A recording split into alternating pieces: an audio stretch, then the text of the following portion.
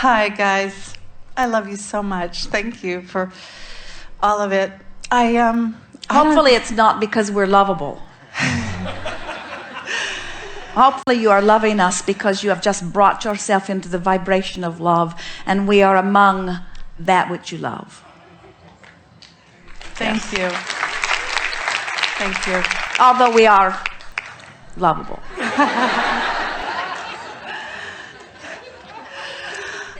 You've answered so many of my questions, but it's been since '99 since I've actually been recorded. And my new love, first man in my life, who gets Abraham, loves Abraham, and is certain he can walk the walk, wants to know why after all these years I haven't been able to quite, consistently do it. So I have all these passions, and all these rockets are launched all over the place, and He is wanting you to reach the place where you are able in a former time to anticipate everything that you will ever want and make all of those adjustments in advance so you never again have to find your balance.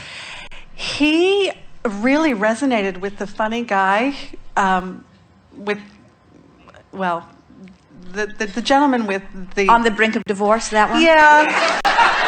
So his point is, don't look to me for your connection. And I agree wholeheartedly. I just don't know how to stop. I can get really quickly to anger. I'm good at that. Anybody who needs coaching on that, come to me. But I want so desperately for all this joy that I know is my birthright to live it. Well, what we wish for you is not that you are always in a place of joy. And that may sound strange, but it is not our wish for you that you get into this place on the emotional scale and just stay there forevermore. But we do wish for you that you know that no matter where you are on the emotional scale, you have control about which way you move.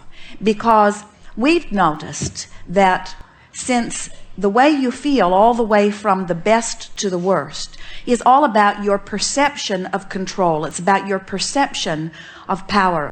As we said earlier, your actual freedom is not in question. You are so free you can choose bondage. No one can vibrate for you. But your perception of freedom is what all of this range of emotions is about. And the more you perceive yourself to be free, the better you feel. And so when you know, because you've shown yourself that you can feel better relative to this and this and this and this and this, then in time it takes the sting out of discovering yourself in any moment in time in a place that you do not want to be. There are two ways of looking at this. One is, I want to learn to manage my emotional scale so that I can be in a better place of allowing, so that more of the things that I want can manifest. And we think that's a good reason to work with your emotions. We think managing vibration for the purpose of deliberate manifestation is really a worthy goal. But we really want you to reach the place that the reason you are managing your emotions is because it just feels good to feel good, and because you've come to understand that you're supposed to feel good, and that your standards about the way you feel are increasing so rapidly that you are just not willing not to feel good. And it isn't until nothing is more important to you than that you feel good that you will begin to consciously and steadily, deliberately manage your own vibrations. There are no other reasons, no other factors that will serve you in that way. So then we say, you just got to practice until you've shown yourself you can do it. Every now and again, Esther will discover Jerry not where he wants to be on the emotional scale, or he will discover her there. And quite often, they'll laugh about it as they realize that they're almost deliberately being in a place other than a place that they want to be, because they know they have control about where they be. And what we're saying to you is, whenever you, and now someone might say, why would anybody deliberately not feel joyful? Well, because you're wanting to learn to manage your scale. You're wanting to know that you're in control. You see, that's what you're looking for every time, the knowledge that you are in control. And then the rest of it is just practice. And we really don't think that we need to sit here together with you and practice. You know what to do. Well, pardon me, you once I believe, lovingly said that we're lazy. Why haven't I gotten... I mean, I'm a smart woman. I'm wise.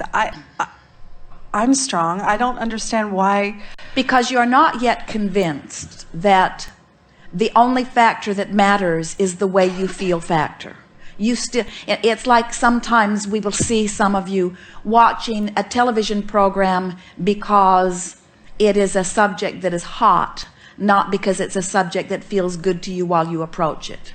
Or we will see you have a conversation with someone that you have not to this day yet enjoyed, but because it is the thing you think that you are supposed to do. You let so many outside influences dictate your behavior rather than determining your behavior based upon how it feels. And that's why, as we visit with you, we're trying to do a sales job for all of you, upon all of you, that makes you come away from this gathering with at least an understanding that nothing is more important than tending to the emotional journey part of the journey. And we think that what happens is you, and you're not alone in this, it's why we're hitting it so head on in these hours that we are together. When you make the distinction between the two journeys, there's the what's happening, and of course I'm going to respond to it to some extent. There's the what's happening, which is the action part of the journey that I'm not going to change quickly.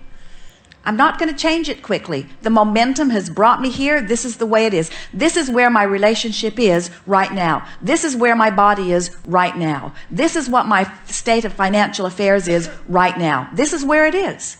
This is where it is. But I have control about how I respond to how it is. And that's that other emotional journey that we're talking about.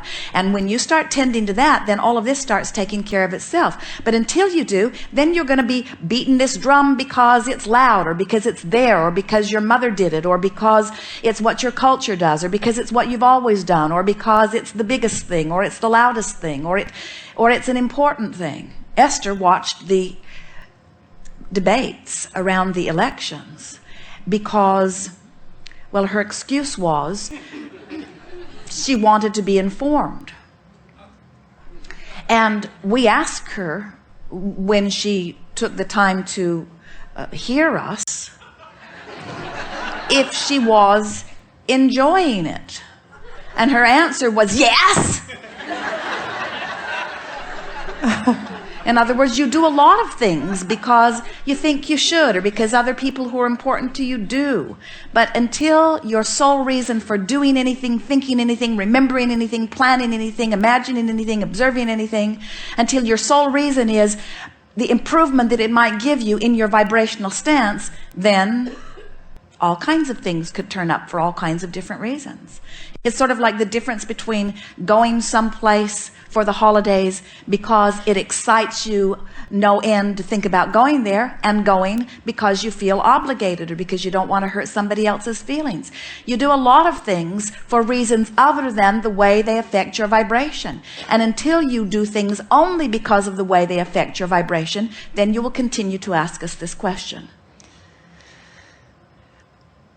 Okay. Esther's answer is a good one. She simply says, when someone asks her a question like that, she just said, we don't live it, we just teach it.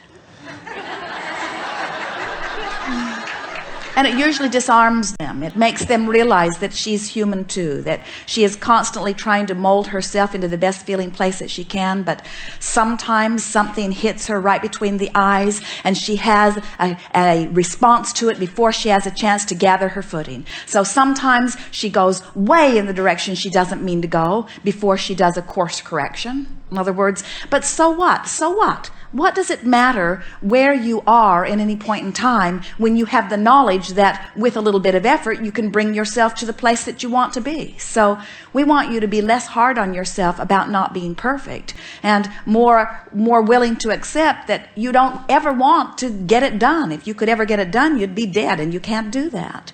You never get it done. You cannot get it wrong. You never get it done. You cannot get it wrong. And so if somebody is evaluating you and saying, you know, you could be doing better than you are doing, you might say to them, you could be doing better than you are doing, and not acknowledging that I could be doing better than I am doing. Say to them, if you were really practicing the art of allowing, you wouldn't be noticing how ornery I am right now. Yeah. In fact, if you were really practicing the art of allowing, law of attraction wouldn't even brought us together. Why are you here, huh? Why are you here, huh? Why are you here, huh? How'd you get here in the middle of my ornery face? There must be something ornery within you. Aha! Blame always feels better than guilt, every time. Yes, it does. So this is why I really wanted to be in the hot seat, because the weekly CDs I love. It's uplifting. It's great. And again, I just feel that Well, all you have to do is practice. And what is it that you're practicing? You're practicing feeling better. That's all it is. We have no more words to convince you. It's a little bit of a drag, we know. It takes some effort. It's not the easiest thing to think a thought that is different than the thought you usually think under these circumstances. But you just can't keep having knee-jerk responses without staying in the same place. So next time you have a knee-jerk response and you're not pleased with your knee-jerk response, then stop and say, now wait a minute here. This is happening. Yes, it is. It sure is. And I can feel this way about it, or this way about it, or this way about it, or this way about it. How do I choose to feel about it? What's the best feeling way I have access to right now? And then just go after it. Good. Okay. One other thought. You were speaking to the psychiatrist a couple days ago that he was born, well, before he came. This was his path. I don't ordinarily hear you validate on that level, and it's not usually that obvious, and we're not going to do it here. Okay, I am a masseuse, and one of the greatest things that helped me in this path was that you said that we have an ability to connect people in the time that we are working on them, just so that they can be connected. Well, it's a very conducive situation if you are not going after it too hard. In other words, if you're not trying too hard to bring them from wherever they are to a better place. The gentle and comforting touch can be very effective in causing a person to relax, especially if they are in a little bit of distress, because the distress itself is calling or asking for improvement. So when they come to you wanting improvement and then they relax because of your technique, now they are accomplishing the two things that are necessary to achieve anything. They are asking and allowing. Great. Thank you so much.